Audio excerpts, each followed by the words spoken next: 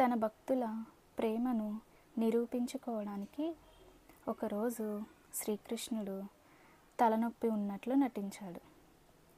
ఒక భక్తుడు తన పాదాల ధూళిని కృష్ణుడి నుదుటిపై రాసుకుంటే తను కోలుకుంటానని నారదునితో చెప్పాడు.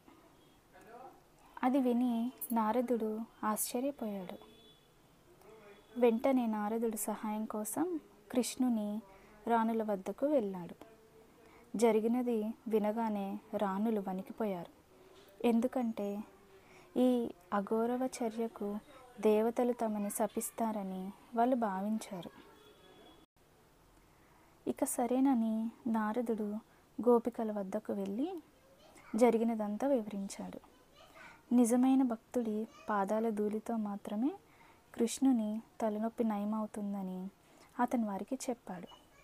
గోపికలు వెంటనే తమ పాదాల ధూళిని సేకరించి నారదునికి ఇచ్చారు.